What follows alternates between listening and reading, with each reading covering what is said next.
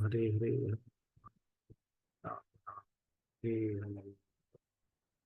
जय। तो हम लोग अरण्य कांड के 42-51 चैप्टर में ही है। तो लास्ट टाइम हम लोग ने रावण के गुण गाए थे। सो ये गॉट टू नो कि अलग अलग सोर्सेस से जो किसी वैष्णव ने शुभ विलास प्रभु ने he has collected and concept उनके बुक में रखा हुआ था, लिखा हुआ था। So it is so we can understand he was actually very horrible person, और उनका व्यवहार स्त्रियों के साथ बहुत ही बुरा रहता है। And that is why he was cursed. और उसके वजह से उसने सीता को, वो सीता के साथ वो फोर्स नहीं कर पाए। It was not because he was a gentleman, it was just because he was cursed. So he was kind of A serial woman, क्या बोलते हैं उसे, मॉलेस्टर। सो सो क्विक रिकैप हम लोग ने अब तक के 42nd चैप्टर से। तो मरीच से उन्होंने बात किया था, उनको धमकाया था मरीच को, जो उनका अंकल थे। Marich had no option, so he preferred to die at the hands of Rama than to die at the hands of Ravana. तो मरीच आए, he warned him multiple times in two different instances. और वो भी शार्प वर्ड से, ऐसा नहीं राजा करके प्लीज प्लीज नहीं, उसको शार्प वर्ड से किया था। फिर भी रावण के जो चमड़ी था, थिक चमड़ी, उसके थ्रू गया नहीं वो। सो मरीच को बाद में ही फोर्स्ड हिम, और उसको प्लान बताया कि कैसे वो उसको डियर का फॉर्म लेना है। And then he should attract Sita's attention, और सीता बाद में राम और लक्ष्मण को भेजेगी, तब रावण आके उसको किडनैप करेगा। So that is the idea. और मरीच ने उस तरह से प्लान एग्जीक्यूट किया। He took the form of wonderful deer. वो हिरणों के भीड़ में आता था, वापस उसके आसपास जाता था ताकि उसका अटेंशन ले पाए। तो काफी टाइम के बाद जब और उनके आसपास जो जानवर रहते थे, मरीज के आसपास जो आते थे, उसको सूंघते थे, वो डर के चले आते थे, because they could realise that कुछ टेरिबल स्मेल आता रहेगा शायद उनसे, because he being a demon.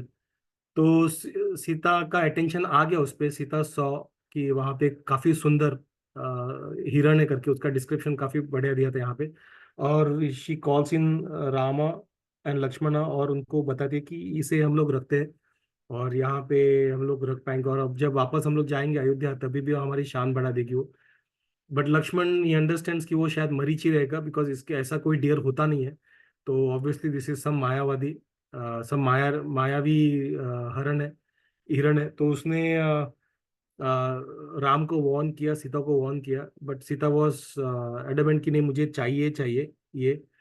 तो अगर उसको, अगर अगर वो ये भी है असुर भी है, तो उसे मार डालो और उसका स्किन मुझे लेके आओ, तो एटलीस्ट वो स्किन पे हम लोग बैठ के कुछ कर पाएंगे। तो she was so much attracted to it. And तो राम ने भी कंसुल किया लक्ष्मण को कि अगर वो असुर है तो उसको, उसका मरना मेरे हाथ से निश्चित ही है, तुम उसे डो, मैं उसको मार के ही लेके आऊंगा करके। सिर्फ यहाँ पे रक्षा करना, सीता की ध्यान रखना, सीता का ध्यान रखना यहाँ पे, कंसिडरिंग जो पिछले इवेंट्स हुए थे, शूर्पणखा एंड ऑल, राक्षस को 14 राक्षस, तो उस पर ध्यान रखना। सो वहाँ पे राम जी चले जाते हैं। एंड देन ही सीज कि वहाँ पे काफी सारे मतलब वो जो है वो काफी कुछ मायावी चीजें दिख रही, यहाँ से गायब होके वहां जाके भी आसमान है, कभी नीचे, यहाँ से कुतरे वहां से कुतरे। तो राम जी समझ पाते कि ये कोई मायावी चीज ही है करके, और राक्षस ही होना जरूरी है। तो वो फाइनली उनको तीर से मारते हैं और उन्हें खत्म कर देते हैं। और जब ऐसा होता है तब वो राम, सॉरी, लक्ष्मण और सीता, वो लक्ष्मण और सीता करके अपना राम के आवाज में वो जोर से चिल्लाते हैं। और जब राम ये सुनते हैं तो वो डर जाते हैं कि अरे ये कुछ चाल चल रहा है, और कहीं सीता और लक्ष्मण का खतरे में ना हो करके। और लेकिन जब सीता ये सुनती है तो वो डर जाती है, और वो जब डर जाती है तब वो लक्ष्मण को बोलती है कि उसे जाके, राम जी का आवाज है तो जाके राम जी को ये करो करके, राम जी की मदद करो करके।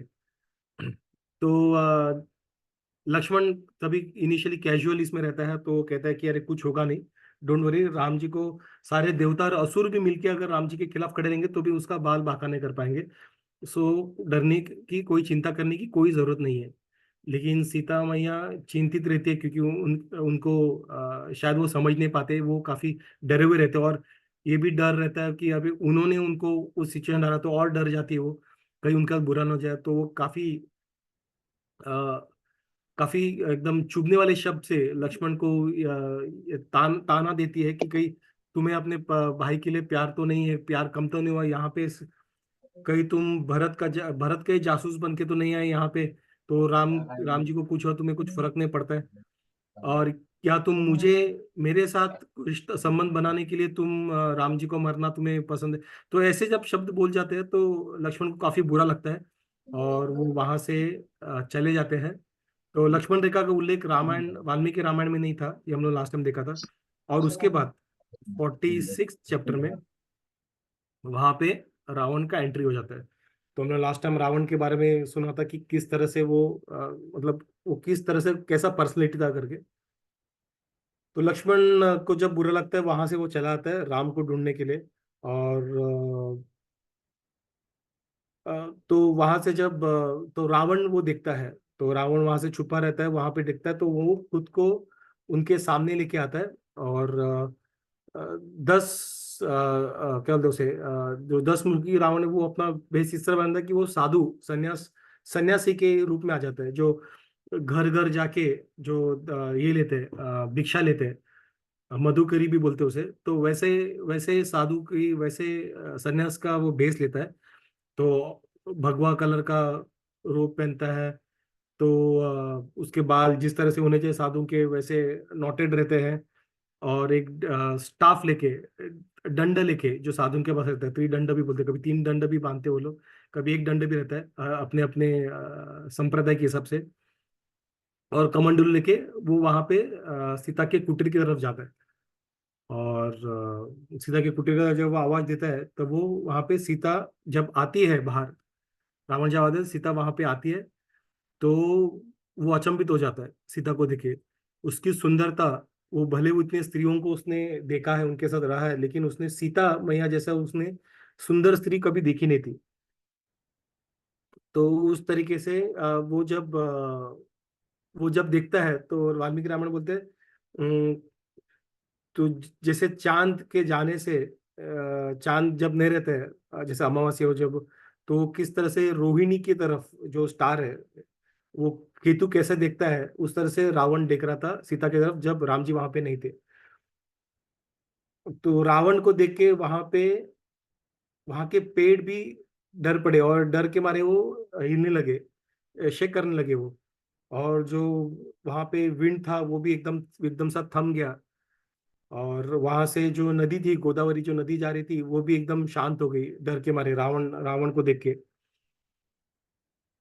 तो इस तरह से प्राणी जो थे, वो भी एकदम शांत हो गए रावण को देख के। तो यहाँ पे एक साधु के भेष में आके, भले उसने साधु का भेष लिया था एक्सटर्नली, लेकिन इंटरनली वो अभी भी असुरी था। तो अपने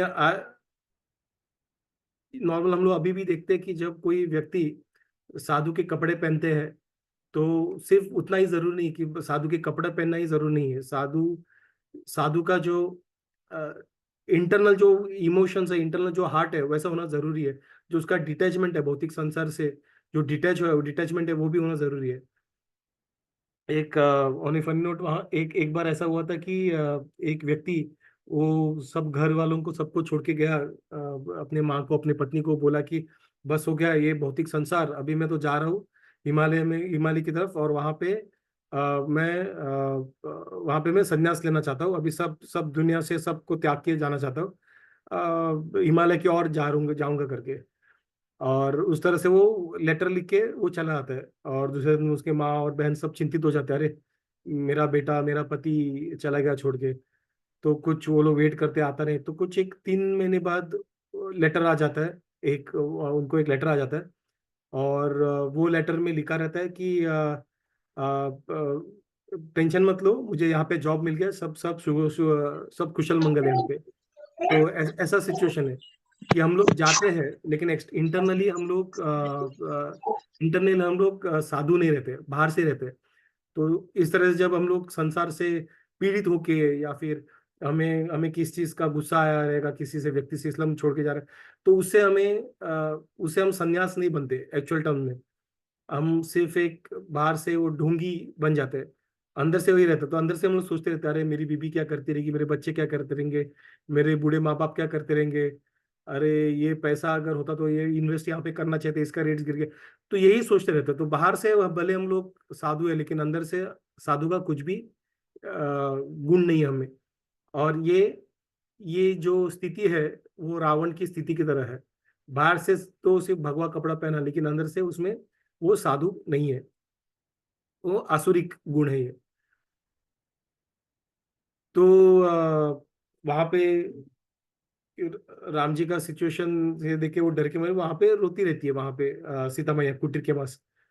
और उसके उसका वाल्मीकि जो रावण उसको देखता है किस तरीके से देखता है, तो वो वाल्मीकि जी बताते हैं कि उसका चेहरा कैसा है, चांद की तरह है, और उसके लिप्स कैसे हैं, उसके तीत कैसे है, और वो येलो सिल्क साड़ी में थी, और उसके आँख कैसे थे लोटस की तरह। और इस तरह से वो देखता रहता है। तो वो सोचता है कि वो ऐसा सोचता है रावण अपने अंदर। तो वो सोचता है कि मतलब वो कहता है कि सीता मतलब ऐसी सुंदर स्त्री है कि मैंने लक्ष्मी को भी ऐसे देखा नहीं था।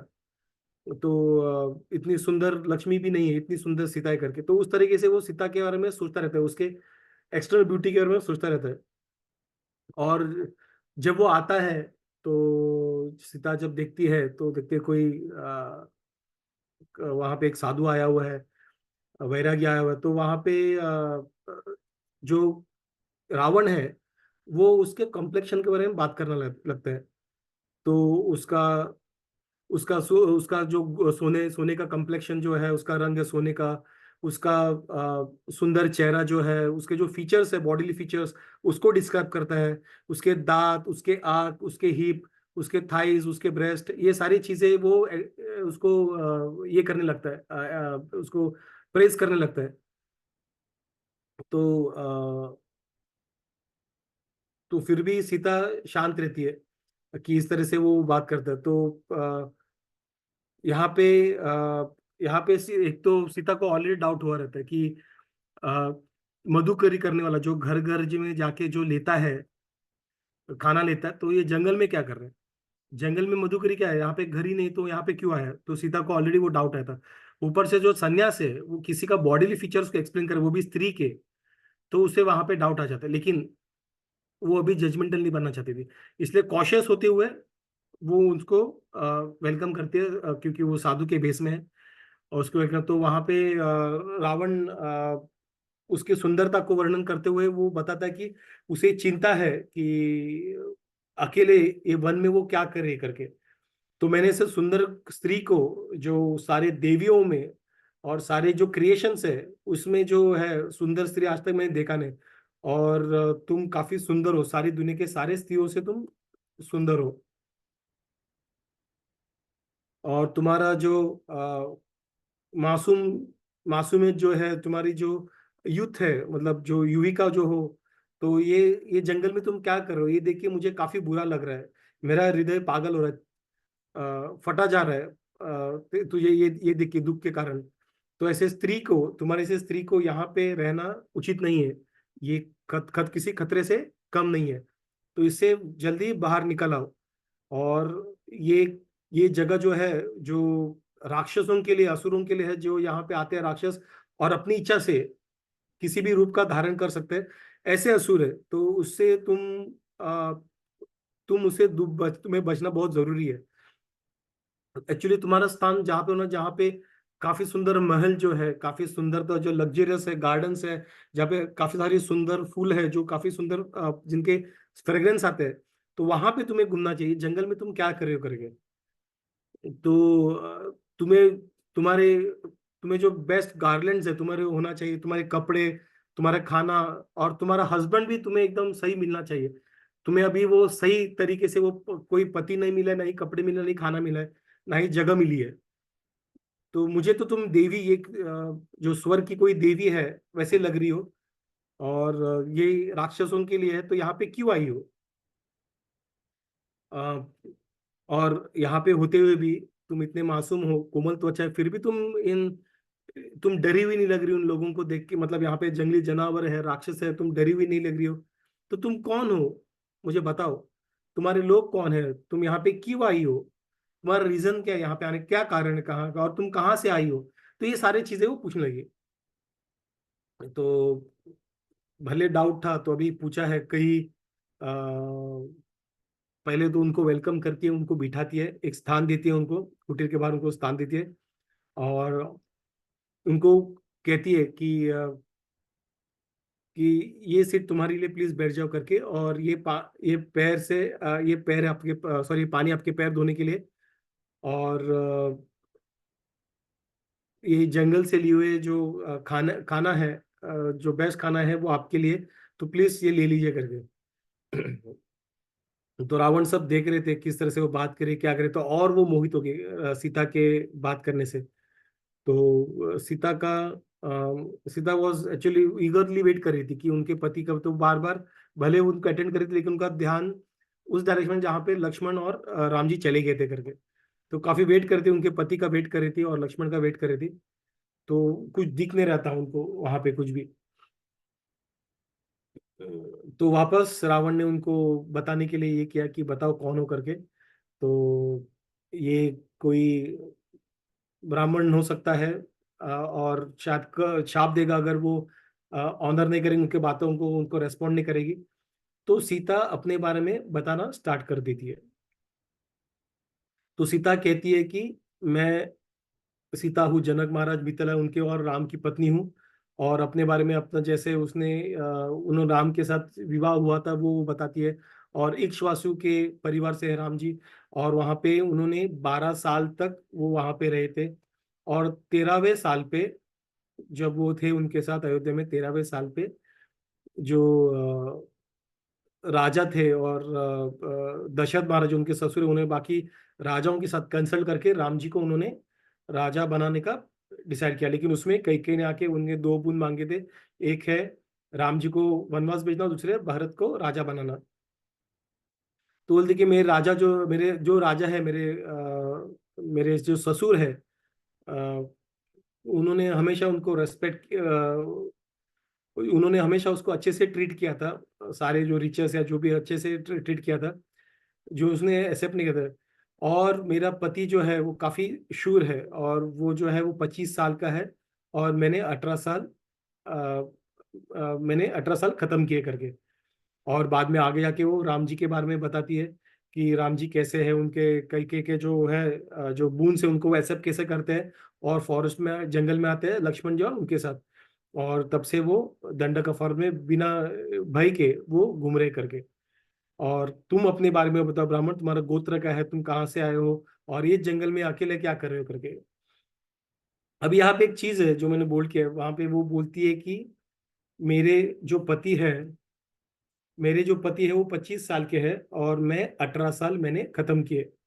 अभी ये काफी एक कॉन्ट्रोवर्शियल लाइन है, जो काफी जो इग्नोरेंट लोग हैं उनको जो समझता नहीं है, मूड मतः लोग, तो वो ये स्टेटमेंट को उठा के वो ये प्रूव करना स्टार्ट करते हैं कि अगर 12 साल तक अगर वो वहां पे थी अयोध्या में, और यहाँ पे अगर वो 18 साल बता रही है, इसका मतलब 18 - 12 होता है 6 6 साल होता है। और वहां पे उनके पति का जो एज है वो 25 बताया। मतलब राम जी जो थे वो 25 माइनस क्या वो कितना कितना 12 साल, 25 - 12 मतलब 13 साल के थे अप्रोक्सीमेटली शादी के वक्त। तो ये 13 साल के थे, और ये 6 साल के थे शादी के वक्त। तो बाल विवाह हुआ था करके वो काफी कुछ ये करते, ये उसका कंट्रोवर्सी बनाते। अभी इस चीज के ऊपर थोड़ा सा टाइम स्पेंड करते हैं समझने के लिए कि ये क्या हो सकता है, पॉसिबल रीजंस क्या है, ये कैसे समझ सकते हैं हम लोग। तो लेट मी शेयर। और एक है जहाँ पे स्कंद पुराण को, लेट मी उसको स्क्रीन बड़ा करता हूँ। स्कंद पुराण को बताया जाता है। और स्कंद पुराण में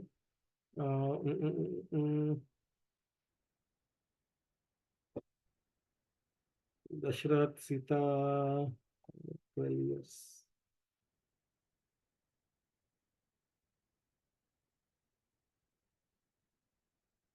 ओके, 12th ईयर। यहाँ पे रामायण में 13th लिखा है, यहाँ पे स्कंद में 12th लिखा हुआ है। तो इतिहास इतिहास जो है that is a proper chronology, तो we will go with the इतिहास ओवर हियर। तो जब स्टोरीज होते हैं पास्ट में, तो इतिहास उसके ऊपर था। फर्स्ट इज 13th ईयर में गए थे, और उसके बाद यहाँ पे 12 ईयर्स हो गए। या in his 15th year Rama married 6 year old beautiful daughter of Mithila. तो ये भी वहां पे ये करते हैं, ठीक है, 6 year old। तो ये चीज लोग उठा के बोलते कि बाल विवाह किया था सीता का, और ये कल्चर में था हमारे, but this is not the case. So काफी सारे एक्सप्लेनेशन है उसको समझने के लिए। तो एक है कि वहां पे, यहाँ पे 15 साल लिखा था, और हम लोग ने जब कैलकुलेट किया था 25 बताया था वहां पे, और 25 से माइनस अगर 12 करते थे जो वो रुके थे, तो इट बिकम्स हाउ मच, 13। तो लेकिन यहाँ पे 15 लिखा, तो एज का 2 साल का डिफरेंस, दैट्स ओके, चलो 2 साल मान लिया। अभी हम थोड़ा सा श्लोका वाल्मीकि रामायण से देखते हैं, जो हम लोगों ने ऑलरेडी पढ़े हुए थे। यहाँ पे सबसे इंपॉर्टेंट चीज जो लोग भूल जाते ये है कि इसके थोड़े चैप्टर्स पहले यहाँ पे बताया था कि हम लोग तो 18 - 12 करते हैं, अयोध्या का 12, लेकिन अयोध्या से बाहर निकलते ही रावण मिला नहीं था। रावण कब मिला था? 10 साल के बाद। ये स्कंद पुराण में लिखा हुआ है, जहां पे ये 18 यहीं पे लिखा हुआ है कि इट वाज ऑलमोस्ट, उनका सिर्फ 1 साल और कुछ महीने बचे थे, मतलब 30, एक्चुअली 12 ईयर्स हो गए थे, नॉट जस्ट 10 ईयर्स, 12 ईयर्स हो गए थे। लेट्स से कि यहाँ पे लिखा था, वहां पे भी ऐसे लिखा है कि स्पेंड 10 फरवरी में, उसके बाद वो शिफ्ट हो गए थे। तो लेट्स एज्यूम 10 ईयर्स। तो 10 ईयर्स भी अगर अगर हम लोग एज्यूम करेंगे, तभी भी कैसा था, मैथ्स करेंगे तो कैसा होता है, सीता मैया अभी बता रही 18 साल की, उसमें से 10 निकाल दो, 8 साल हो गए। अयोध्या में उन्होंने 12 साल निकाले, तो 8 - 12 होते हैं कितने, -4। तो ये गलत अंडरस्टैंडिंग है, राइट? ये अंडरस्टैंडिंग बहुत ही गलत है। तो इसका मतलब ये सिर्फ नंबर्स के बेसिस पे हम लोग एज कैलकुलेट नहीं कर सकते, हम लोग ये समझ नहीं सकते कि कैसे क्या है करके, ठीक है। So this is a wrong interpretation, ठीक है। So that we have to understand. तो वो वैसी नहीं है, तो ये कॉन्फ्लिक्टिंग है, तो इसको समझने का तो अलग तरीका होना चाहिए, ये सिंपल नंबर के बेसिस पे नहीं हो सकता है। और एक जगह पे है जहाँ पे हम लोग ने ऑलरेडी पढ़ा था, जहाँ पे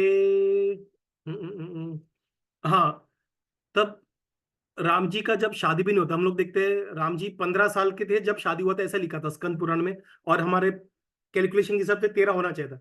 लेकिन यहाँ पे जब वशिष्ठ मुनि आए थे, नहीं सॉरी, विश्वामित्र आए थे राम जी को लेके जाने के लिए, तभी दशरथ महाराज बोलते हैं कि अभी तक उन्होंने 16 साल भी खत्म नहीं किए, तो उसे लेके जाने का फायदा क्या है करके, 16 साल भी खत्म नहीं किए थे।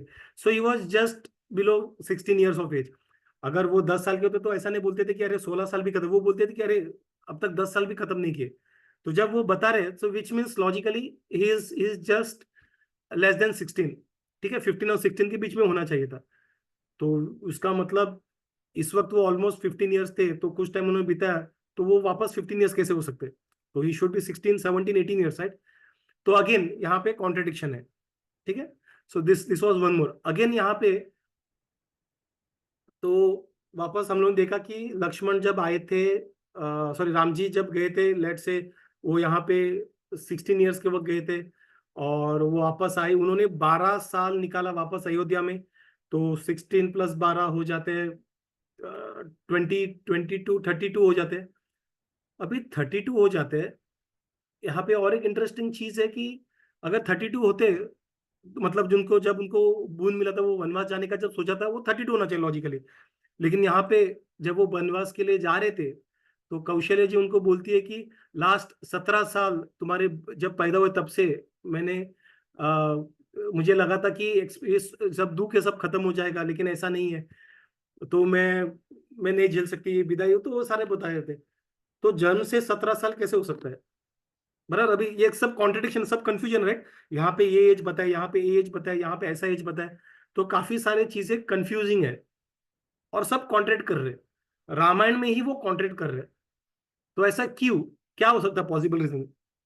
तो एक काफी अच्छा पोस्ट है एक जगह पे, तो वहां पे उन्होंने बताया है। उसके पहले मेरा मेरा ऐसा मानना है कि देयर इज जैसे जैसे पुराने इसमें सरनेम और नेम को इतना इंपॉर्टेंस नहीं, नेम का इंपॉर्टेंस था लेकिन सरनेम था ही नहीं, सरनेम का कंसेप्ट ही नहीं था। हम लोग अगर देखेंगे तो किसी का सरनेम था तो हम लोग वो कुल की बात करते थे, यादव कुल से या इक्ष्वाकु जैसा भी बताया गया था, सरनेम का कंसेप्ट नहीं था।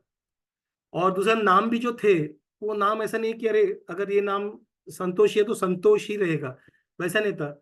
हर एक को अलग, जैसे अर्जुन को पार्थ था, कृष्ण के तो बहुत सारे नाम थे और उसको सारे नाम से उनको बुलाया जाता था, राइट। ऐसा नहीं कि सिर्फ यही बताया जाता था, तो कृष्ण ही पता है। तो वैसे राम जी के भी बहुत सारे नाम थे, सीता मैया के बहुत सारे नाम थे, लक्ष्मण के बहुत सारे नाम थे, और उनको उनको वो नाम भी ऐसा नहीं कि क्योंकि वहां पे नाम को नाम बेसिकली उनके गुण के हिसाब से या फिर उनके कुल के हिसाब से या फिर उनके जिसके पुत्र है या पुत्री है वो हिसाब से भी उनको कभी का नाम दिया जाता था, राइट। तो और बहुत सारे नाम हुआ करते थे। So name alone was not the identity, ठीक है। उसी प्रकार जब हम लोग और पीछे जाएंगे तो हम लोग यस मुझे कुछ शेयर करना था। उषा तूने हाथ ऊपर किया, कुछ शेयर करना तुझे? सर मुझे एक डाउट है एक्चुअली। मैंने ऐसा भी सुना था recently based on this AI versions के जो मीम्स या ये डिटेल्स निकले थे ना sir, it was been told that और in the earlier scriptures Sita Mata Ram जी से बड़े थे शादी के टाइम में, ऐसे बोला गया था सर। इज दैट ट्रू और हाउ इट इज? नहीं, कहा ये कहीं पे भी शास्त्रों में उसका रेफरेंस नहीं है, so we can just assume that it is just some mental concoction, तो ऐसा कुछ नहीं है। तो I have not come across anything अभी तक जो हम लोग रेफरेंस देख रहे हैं स्कंद पुराण से या रामायण से, वाल्मीकि रामायण से या रामचरितमानस में भी, it is all about age, sorry it is all about Sita मैया यंगर देन रामा। तो बड़ी वाला कंसेप्ट था नहीं, so it is we can safely ignore that. Okay, got it sir. जी, और कुछ क्वेश्चन था?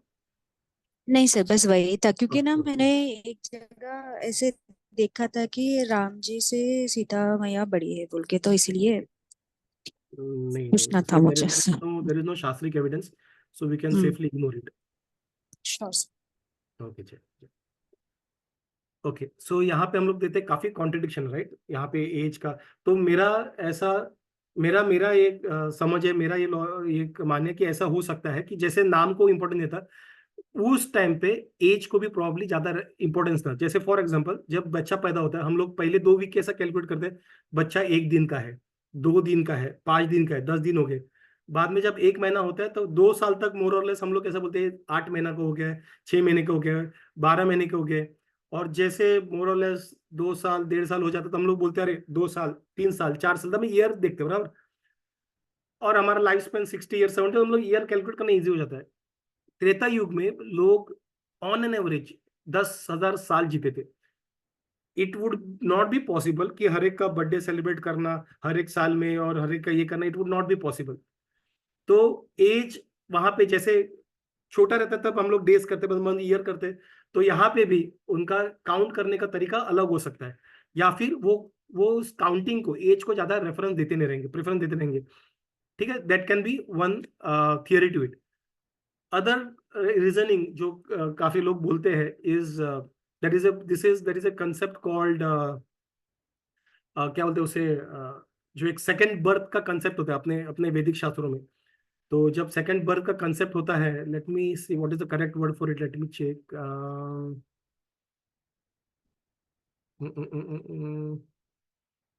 हाँ, द्विज द्विज शिक्षा दीक्षा, तो दीक्षा जब होता है तो उसे द्विज द्विज ट्वाइस बॉर्न ब्राह्मण भी हम लोग बोलते हैं। तो ये सब में अलग अलग होता है, मतलब मतलब ब्राह्मण के लिए, क्षत्रियों के लिए हर एक अलग होता है। तो लेकिन क्षत्रियों के लिए, ब्राह्मण के लिए वो मैंडेटरी रहता है, तो उन्हें करना पड़ता है। तो इसके वजह से ऐसा लोगों का मान्यता है कि एक्चुअल एज वहां से calculate, because this is like your twice one, वापस जन्म हुआ है और वहां से तुम्हें तुम्हारा एज कैलकुलेट होता है। So that is one way of it. अभी यहाँ पे हाँ, उपनयन उपनयन जो है क्षत्रियों को 11 साल में हो जाता है, मिनिमम 11 साल में हो जाता है. सो व्हाट दे से इज, तो जैसे दशरथ महाराज ने बोला 16 साल, तो 11 साल के बाद से 16 साल पॉसिबल है. और जैसे इन्होंने तो बेसिकली वो टाइम पीरियड की बात करें जहां पे उनका एज हुआ, तो that is a possibility looking at it. फिर भी कॉन्ट्रडिक्शन होते हैं, क्योंकि एक जगह पे 17 बोला है, सिंस यू बॉर्न, एक जगह पे अलग नंबर दिया है. So there can be a difference, तो कैसे क्या करके, but nevertheless, so there are cases कि ये प्रूव करने के लिए कि वो लोग 6 साल और 13 साल या 15 साल नहीं थे. सो this is what can be calculated. That is one theory. Other thing is जहाँ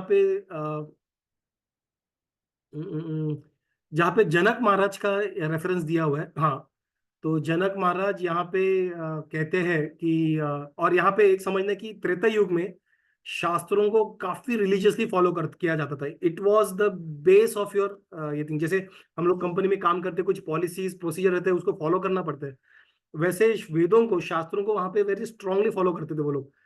और उसका एविडेंस काफी है. जैसे राम जी भी जी जब जाते हैं वन में, तो हनुमान जब बेच लेते हैं ब्राह्मण, जब हम लोग आगे देखेंगे, तो ब्राह्मण एक ब्राह्मण का या बेच लेते हैं, तब वो वहां पे वो वहां पे जब जाते हैं, तो वो जिस तरह से बात करते हैं वेदों के बारे में, शास्त्रों के बारे में, तो राम जी समझते हैं कि कोई ये साधारण व्यक्ति नहीं है, कि दूसरा कुछ यहाँ पे दूसरा कुछ अलग सीन चल रहा है करके. सो ही अंडरस्टैंड, बिकॉज वेदों का उच्चार और उसको फॉलो करने वाले लोग फॉलो करते थे, और राम जी भी फॉलो करते थे, और वो काफी इंपॉर्टेंस दिया था शास्त्रों में, एटलीस्ट फॉर ब्राह्मणास और Kshatriyas and Kshatriyas. They had to follow the guidelines. ठीक है, वेरी वेरी स्ट्रिक्टली. तो वहां पे जब राम जी जब जनक महाराज आते हैं, राम जी, तो उन्हें कहते कि सीता मैया जो है वो सुटेबल मैरिजेबल एज के हिसाब से है, जो हम लोगों ने लास्ट टाइम भी पढ़ा था, मैरिज के एज के बराबर है सुटेबल मैरिज एज. तो वर्धमानम, ठीक है, काफी सारे लोग आए थे, लेकिन शिवधनुष की वजह से वापस चले गए थे. तो जब वो अनुसुईया को भी बताती है माता सीता, तभी भी वो क्या कहते हैं कि जब मैं मैरिजेबल एज में आई थी, तब मेरे पिताजी काफी वरीड होते. तो मैरिजेबल एज ये वर्ड यूज किया गया है, ठीक है. और उसके मैरिजेबल एज का आयुर्वेदा क्या बोलता है वो चेक करते. तो आयुर्वेदा में क्या लिखा है कि एक व्यक्ति जब 25 ईयर्स होता है, और स्त्री जब 16 ईयर्स एज की होती है, तब उसे मैरिजेबल एज कहा जाता है. ये आयुर्वेदा में भी लिखा गया है, और अलग अलग सुश्रुत संहिता में भी बताया गया है. तो ये एक एविडेंस है, सुश्रुत संहिता में ये एविडेंस है. और तो इससे हम लोग कैलकुलेट कर सकते हैं वो लोग एटलीस्ट 16 ईयर्स के ऊपर थी सीता मैया जब उनका विवाह हुआ था. और उसके बाद मनुस्मृति का भी रेफरेंस है, जहां पे भी सेम वहां पे बताया गया है कि मनुस्मृति में भी कि एज जो मैरिजेबल एज है वो कभी होना चाहिए करके. ठीक है, तो मैरिजेबल एज क्या होना चाहिए वो बताया. और वुमन, और एक चीज है कि वुमन चूजेस हर हस्बैंड. तो ये बताया गया कि मनुस्मृति में क्लियर, सॉरी, ऋग्वेद में बताया कि एक स्त्री जो है अपने पति को चूज करेगी. और हम लोग देखते हैं बहुत सारे हमारे पे जहाँ पे सीता, द्रौपदी, बहुत सारी जगह पे रुक्मिणी, उन्हें चॉइस दिया जाता था अपने पति को चूज करने का. तो यहाँ पे 6 साल की लड़की, ऑब्वियसली उसे एक चीज 6 साल के अंदर की उसको सही अपने बारे में सही चीज समझने के वो उस तक इंटेलेक्ट नहीं रहती थी, वो सही वर्क कैसे सिलेक्ट कर सकते थे. तो ऑब्वियसली ये कॉन्ट्रेक्टरी है. तो ये सारी चीजें जो है वो ये बताती है कि सीता मैया जो है, जो जैसे क्लेम करते हैं, we can not just go by the numbers that are mention in the shastra history में, बिकॉज वही वाल्मीकि रामायण में काफी कॉन्ट्रडिक्शन है. फॉरगेट अबाउट जो हम लोग स्कंद पुराण में बात कर रहे हैं, तो उसमें भी काफी कॉन्ट्रडिक्शन है. So there are theories to understand how it. One is जैसे द्विज जो उपनयन की बात हुए थे. सेकंड इज जैसे what I think is probably age is just number, और वो उस पर इतना फोकस नहीं करते थे. सो बिकॉज 10,000 साल तक, अरे आज तो तुम्हारा 6,780 साल हुए, कोई बताएगा नहीं. So it was just a rough idea कि रफ नंबर दिया जाता था. So they were just speaking based on their their क्या बोलते हैं उसे, देयर फीलिंग, और उनका जो मानना था कि ऐसा टाइम चला गया, तो उस तरीके से probably they are doing, they won't be tracking every year, considering that Dasharath Maharaj को राम जी तब हुए थे जब दे वर 60,000 ईयर्स ओल्ड, तब जाके राम जी उनको मिले थे, दशरथ महाराज को। So do we think that कि दशरथ महाराज ने उस वक्त 59,500 ईयर का बर्थडे सेलिब्रेट किया? No, this is not possible, right?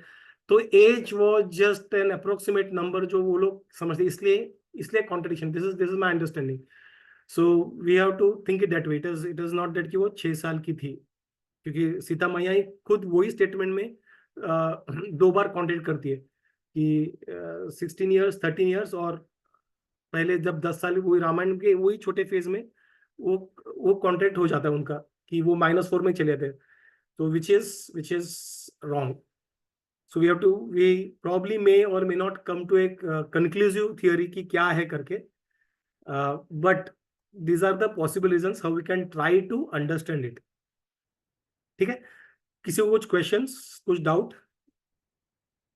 ठीक है, उनका बाल विवाह नहीं हुआ ये तो कंफर्म हो, कितने साल के थे we may never know, because they have their own way of calculating age which we do not know. 10 साल 60 साल में this is very difficult to understand कि क्या हो सकता है। ठीक है, all clear, all good?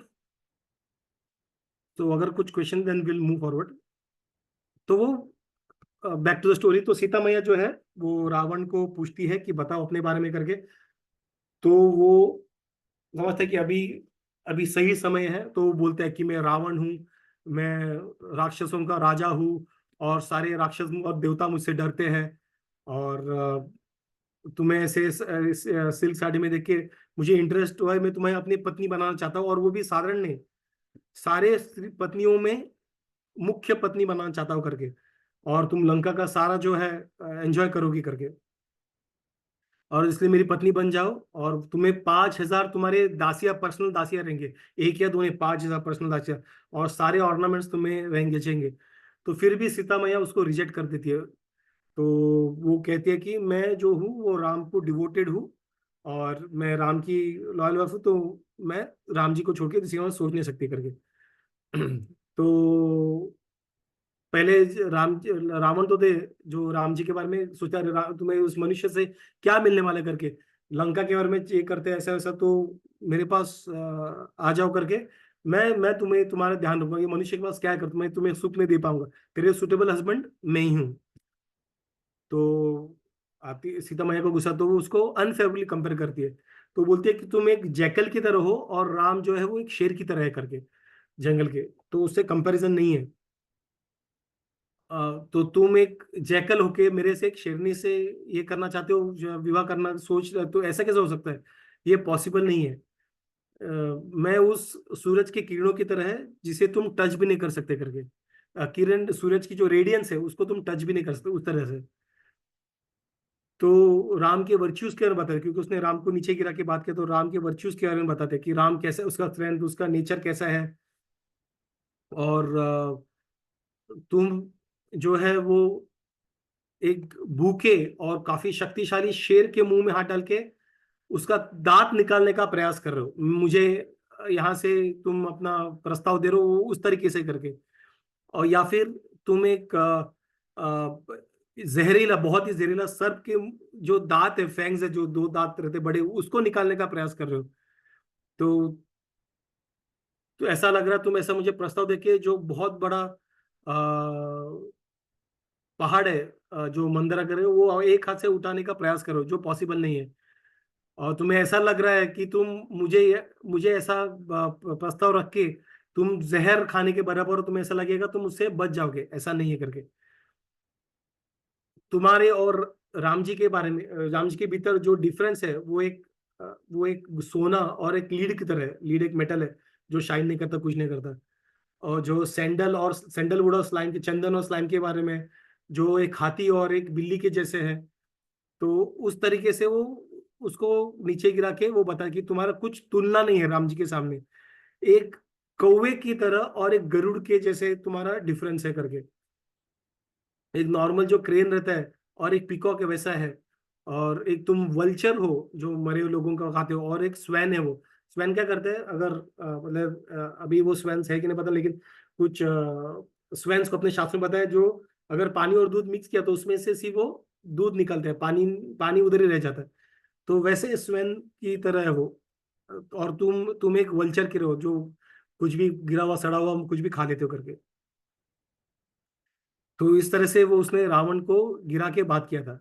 लेकिन भले उसके आवाज में ऐसा लग रहा था वो गुस्से में बात कर रही है, लेकिन वो अंदर से डरी हुई थी सीता मैया। और लेकिन डरे के बावजूद भी वो तीर थी कि मैं इस जो असुर है उससे मैं हमेशा मैं दूर रहूंगी करके। तो वो खुद के बारे में वापस डर पैदा करना चाहता है कि मैं ऐसा हूँ, मैं वैसा हूँ, मैं कुबेर का भाई हूँ, ऐसा वैसा। तो उस तरीके से वो डर पैदा करना चाहता है। और मुझे दशानंद की नाम से भी जानते हैं करके। तो बड़े बड़े जो देवता है सारे उनसे डरते हैं। उसने कुबेर को भी ड्यूअल में हरा दिया था। और जो अभी कैलाश में यहाँ पे डर के मारे बैठा हुआ है करके, उसको ड्यूअल में लंका को जब हमला किया था रावण ने, तब ड्यूअल में हरा दिया था। और मेरे साथ पुष्पक विमान है जो मैंने कुबेर से लिया, और मेरे मन जैसा मैं इच्छा करूँ वैसे उधर चला जाएगा। और इंद्र जैसे भी उसके चेहरे से डरते हैं। जो वायु है, जो सूरज है, जो चांद है, उसके सामने आने से कांपते हैं। और जो मैं जहां जाता हूँ वहां सारे पेड़ के पत्ते भी हिल जाते हैं। और जो पानी है वो एकदम स्थिर हो जाते हैं। तो लंका के बारे में बताने लगे। तो अभी खुद का गुणगान करने लगे, क्योंकि उसे तो वो चाहता तो है कि वो उससे प्यार करे, तो कैसा करे, खुद का गुणगान करे। तो पहले तो सामने वाले का नीचे गिरा, बाद में खुद का गुणगान करना स्टार्ट कर दिया। बाद में लंका के बारे में बताना कि लंका कैसे है, वहां पे काफी डिमंस है, काफी ये है वैसा है। और काफी गोल्डन इंटीरियर उसका, सब सब सोने से बना हुआ है करके। और पूरे हाथी घोड़ा चैरियट से भरा हुआ है, वहां पे म्यूजिक वगैरह पूरे सब जगह पे म्यूजिक्स वगैरह भरे हैं वहां पे। तो जो गार्डन वहां पे पूरे साल भर बहुत ही सुंदर बढ़िया वो फल देते हैं। तो तुम्हें ये सबको ये सब तुम्हें वहां पे मिल जाएगा। तो वहां पे वापस प्रपोज करते हैं कि जो वहां पे जो साधारण मनुष्य या फिर जो स्वर्ग में जो आनंद रहता है, वो तुम मेरे साथ वहां पे एंजॉय कर सकते हो। और तुम्हारे वो जो छोटे आयु वाले जो मनुष्य रहते हैं, उनके साथ तुम्हें सोचने की जरूरत नहीं है। वो राम को इस तरह से इंसल्ट करते हैं वापस। और शॉर्टली वो वीकलिंग है, ऐसा ऐसा उसका कैपेसिटी भी चला गया है सोचने का। वो ऐसा अयोध्या से जगह को छोड़ के वन में आया है, उसे समझता क्या है। वो यहाँ पे एक ऋषि का, एक वैरागी का रूप लेके बैठा हुआ है।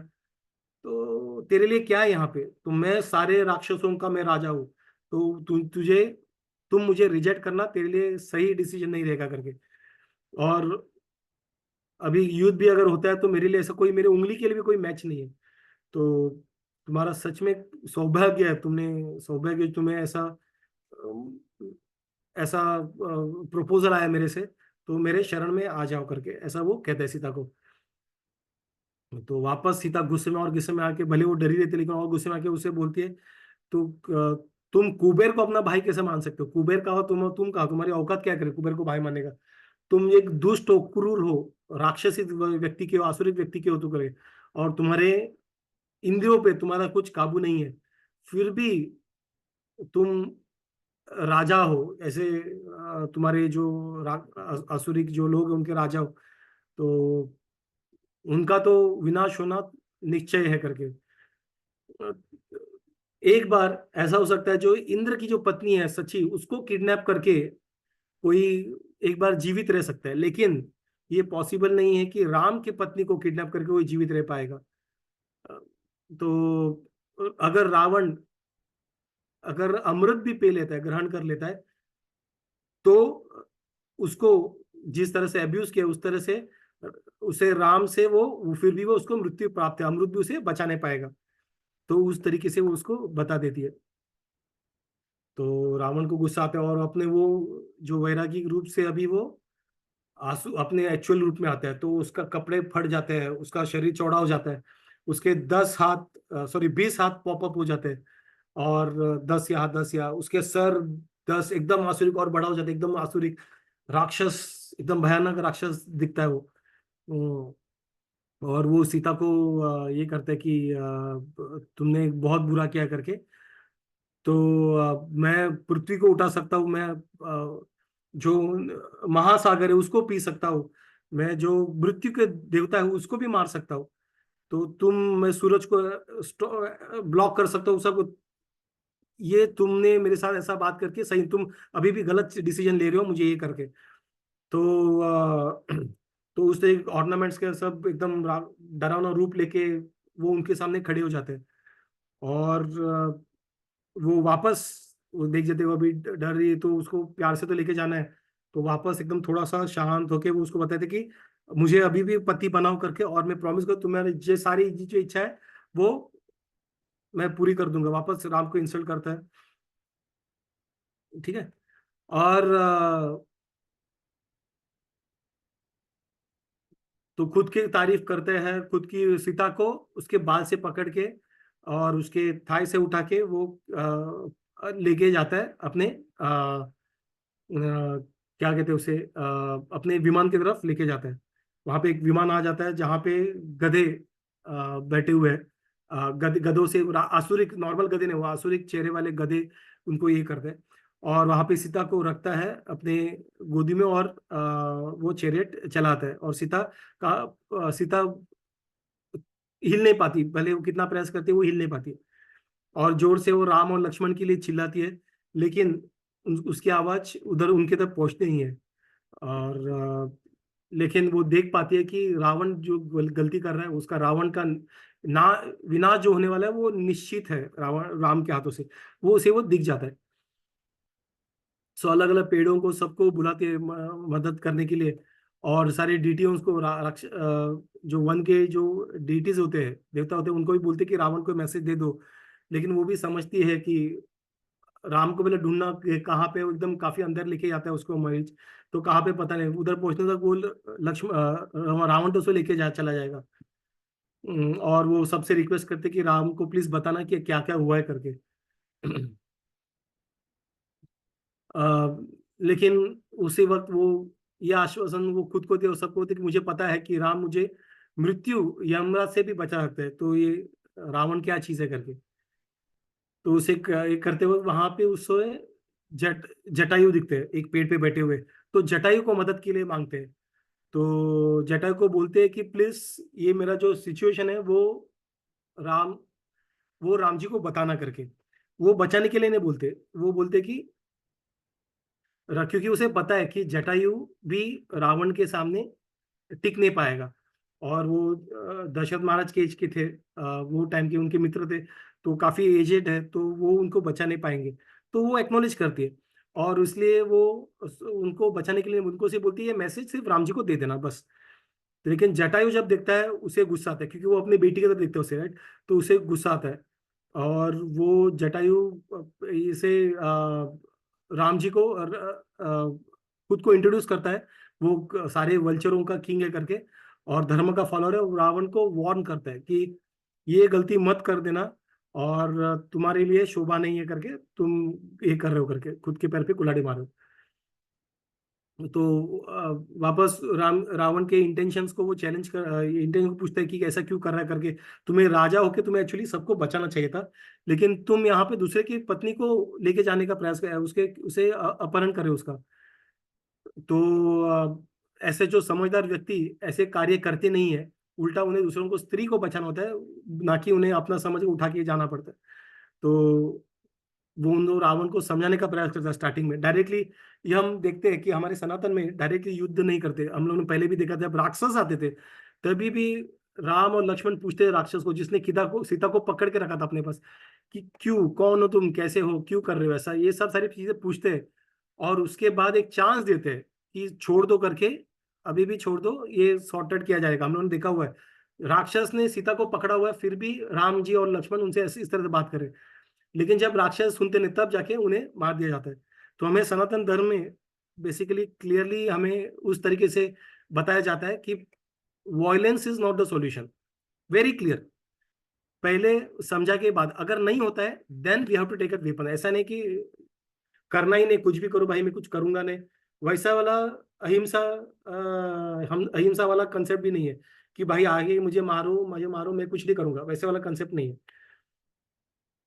अहिंसा से समझाने का प्रयास करने का, उससे सॉल्यूशन निकालने का प्रयास, जैसे कृष्ण ने भी किया था, वो खुद शांति दूत बन के चले गए थे, लास्ट शांति दूत उसके पहले बहुत सारे आधा राज्य मिलने वाला था, ये प्रॉमिस किया गया था, लेकिन धृतराष्ट्र ने, लेकिन फिर भी नहीं, मेरा तो बोला अरे 5 गांव तो दे दो करके, उनको 5 गांव दो, आधा राज्य नहीं दे रहे, वो भी नहीं दिया, तब जाके युद्ध का बात हुआ, लेकिन फिर भी उसके पहले शांति दूत बन के गए थे, फिर भी नहीं समझे, तब दूसरा उसके लिए सॉल्यूशन था नहीं, और युद्ध उसको टाल नहीं सकते थे।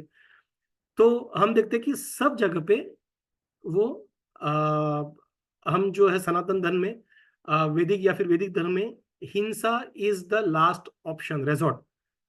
फर्स्ट अहिंसा से बात करते थे, समझाने का प्रयास नहीं हुआ तो हिंसा को आते थे, और उसे हिंसा नहीं बोला, उसे उसे बेसिकली सेल्फ डिफेंस या जो भी है, उसे उसे उस तरीके से उसे समझा सकते हैं।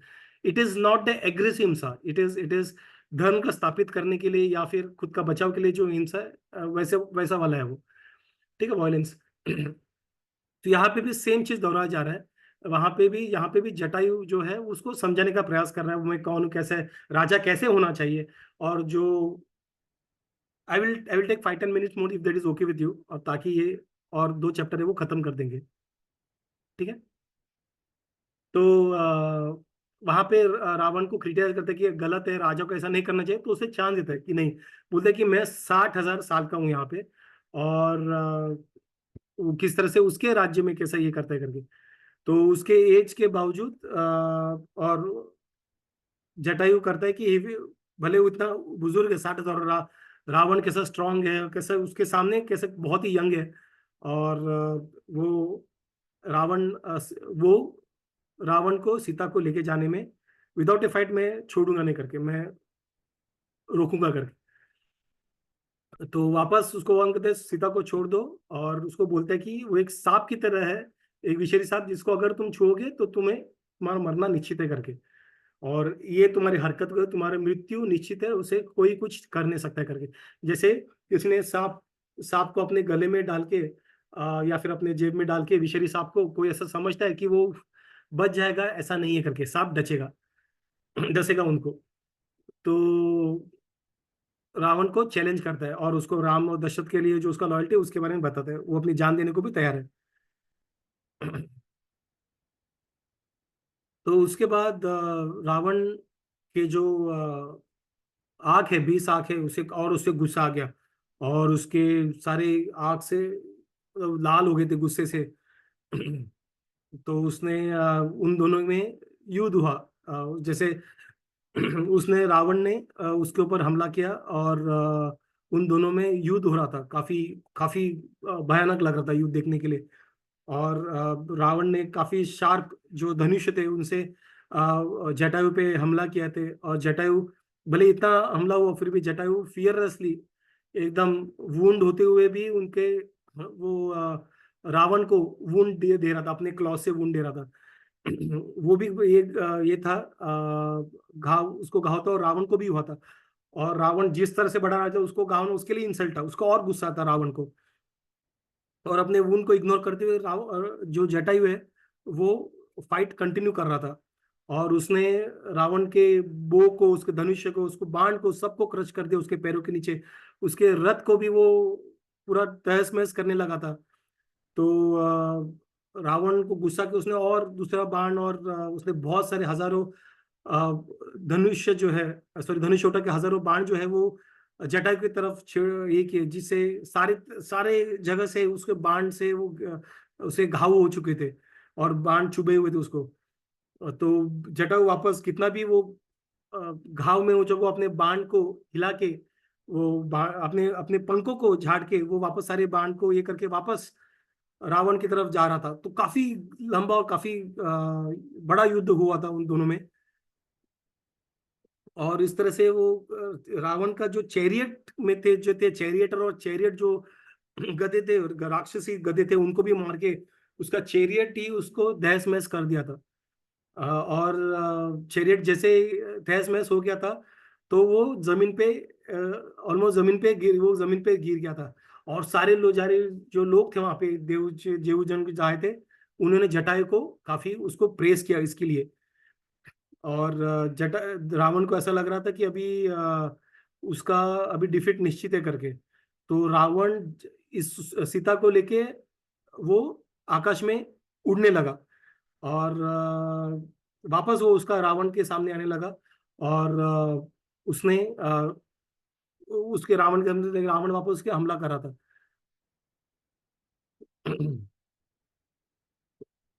तो काफी काफी युद्ध होता है, और ऐसे युद्ध के बावजूद रावण उसको एम्पावर करता है, और उसका जो दोनों विंग्स है वो कट कर देता है।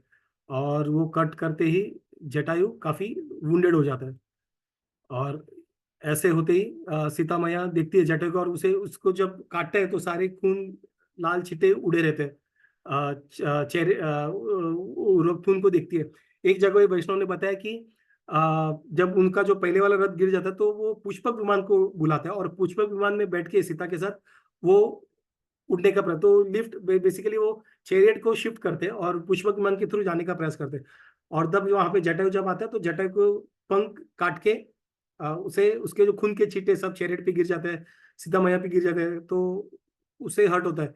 तो ये देखिए सीता मैया बहुत ही पीड़ित हो जाती है, और इस तरह से वो पूरे खून में लथपथ होके वो सीधा नीचे के जमीन पे गिर जाते हैं। और सीता जो है वापस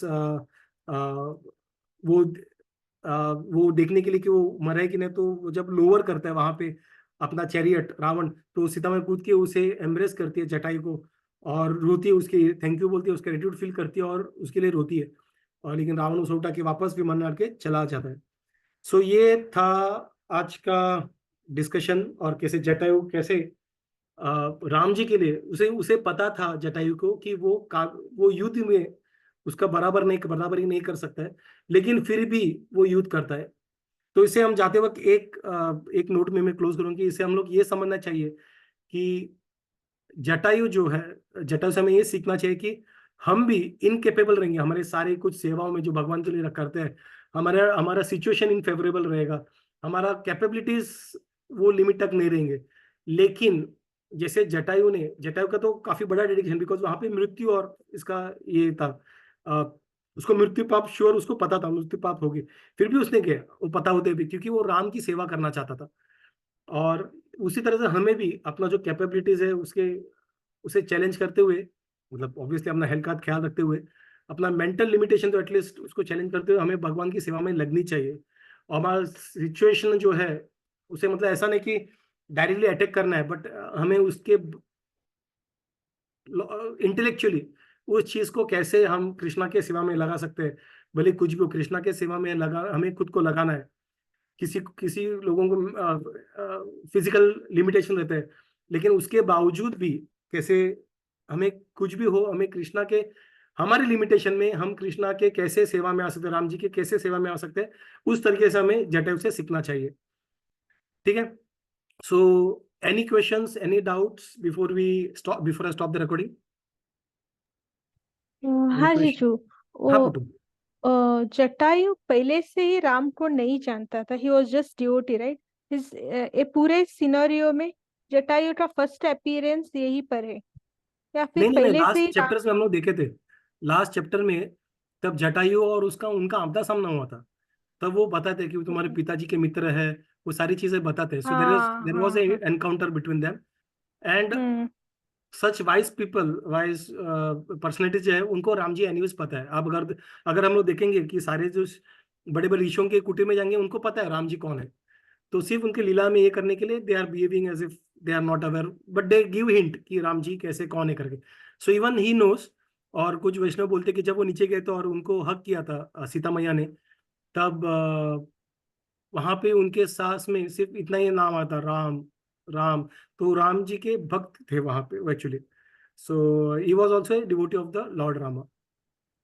और एक सेकेंड बात सब लोग कहते हैं रावण के बारे में, रावण वॉज एक्चुअली वो जय विजय में दो लोगों में एक था। या सो दैट्स राइट। बस he was a very big devotee of Lord Vishnu, and भगवान को पाने के लिए ही उसने रावण का जन्म लिया था। ऐसे सब बहुत अच्छे अच्छे बात बोलते हैं रावण के लिए।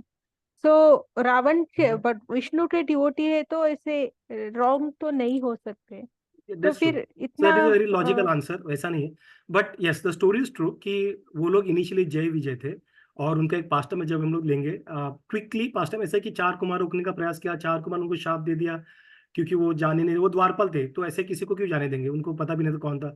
तो विष्णु वहां पे आए, तो देन डिमोनिक, कुछ लोग बोलते हैं कि 2 ऑप्शन देते हैं विष्णु, उनके 7 जन्म लेके वो साधु बन के आना चाहते हैं कि 3 जन्म आसुरिक ये करके आना चाहते हैं, तो वो 3 ऐसा बोलते हैं, ऐसा कुछ लोग बोलते हैं। लेकिन वो सिर्फ एक ही वरदान मांगते हैं, वो 4, जब वो 4 कुमारों से, कि हम लोग वहां पे हमें सिर्फ हमें सिर्फ भगवान का ही स्मरण हो, कुछ भी हो। हम भले आपने दिया कि हम आसुरिक, जैसे वृत्ति के इसमें आसुरिक शरीर मिलेगा, लेकिन हमें सिर्फ भगवान का ही स्मरण हो। तो इसलिए अभी भी रावण जो है वो राम जी का ही स्मरण करता है, लेकिन अनफेवरेबली, ठीक है, राम जी का ही स्मरण करता है। कंस ने हिरण्यकशिपु वगैरह, तो वो भी दंतवक्र और शिशुपाल, ये 3 है बेसिकली अलग अलग इसमें। तो ये सारे जो है वो राम जी के, कृष्ण के ही स्मरण करते हैं, लेकिन अनफेवरेबली करते हैं, जो हमें करना नहीं है अनफेवरेबली। लेकिन 24 घंटे जो हम लोग को करना चाहिए फेवरेबली कंटिन्यूअसली, वो लोग करते हैं। हम लोग आगे देखेंगे, अभी तो राम अभी राम का नहीं करते, लेकिन आगे जाके वो राम के बारे में ही पूरा टाइम सोचता रहता है, लेकिन अनफेवरेबली सोचता रहता है, डर के मारे, ऐसा सब। तो yes, they are the incarnations of Jaya Vijaya, लेकिन Ravana as a personality is not a devotee of Lord Vishnu, he is just the devotee of his own senses, और वो शिव जी के भी डिवोटी बोलने के लायक नहीं है, ठीक है। तो he is not a devotee, he is devotee of himself, that is what we can say. तो वही वो डिवोटी जब डिसेंड करता है तो वो बुरा भी बन जाता है, यही दिखाया है रावण के बारे में। वो किसी का डिवोटी नहीं है, वो नहीं, खुद का पहले भी नहीं है। डिवोटी था, फिर उसने डिसेंड किया। वो जय विजय में ही इज स्पिरिचुअल बीइंग, तो उनका तो अलग स्टोरी है। So they are pure devotees, but जब उनको शाप मिला था as the incarnation of Hiranyakashipu, Hiranyaksha, Ravan, Kumbhakarna और शिशुपाल और दंतवक्र, ये अलग 3 अलग युग में आए थे। they were not the devotees of the Lord, they were the enemies of the Lord। Okay. ठीक है, और कुछ क्वेश्चंस, कुछ कमेंट्स, कुछ ऐड करना है before I stop the recording? So stop the recording. Hare Krishna Krishna Krishna Hare Hare, Hare Ram Ram Ram Hare Hare. Srila Prabhupada.